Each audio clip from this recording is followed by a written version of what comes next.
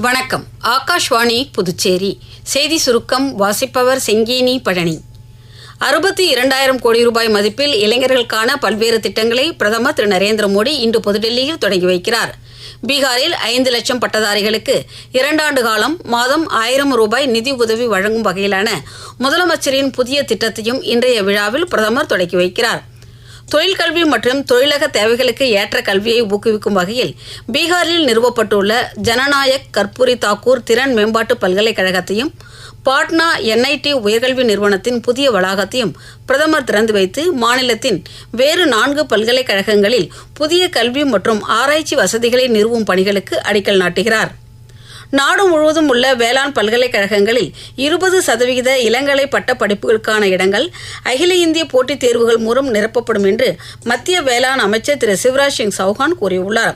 +2 தேர்வில் உயிரியல், வேதியியல், இயற்பியல், கணிதம் அல்லது வேளாண்மை படித்த மாணவர்கள் மத்திய பல்கலைக்கழக நுழைவுத் தேர்வு மூலமாக இப்பல்கலைக்கழகங்களில் சேர்க்கப்படுவர் என்றும் கூறினார். இந்த அறிவிப்பு நடப்பு கல்வியாண்டு முதல் அமலுக்கு வரும் என்றும் திரு சிவராஜ் சிங் சௌஹான் கூறியுள்ளார். பாகிஸ்தான் ஆக்கிரமிப்பு ஜம்மு காஷ்மீரில் நடக்கும் மனித உரிமை மீறல்களுக்கு பாகிஸ்தான் பொறுப்பேற்க வேண்டும் என்று இந்தியா கூறியுள்ளது.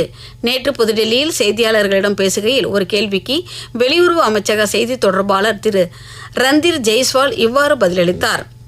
தமிழகத்தில் ஒரு சில இடங்களிலும் புதுச்சேரி மற்றும் காரைக்கால் பகுதிகளிலும் இன்று இடி மின்னலுடன் கூடிய லேசானது முதல் மிதமான மழை பெய்யக்கூடும் என்று சென்னை வானிலை ஆய்வு மையம் தெரிவித்துள்ளது.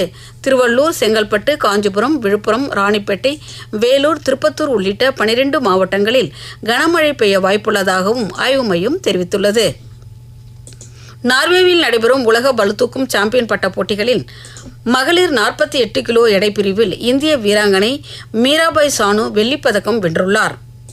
இத்துடன் இந்த செய்தி சுருக்கம் நிறைவு பெறுகிறது.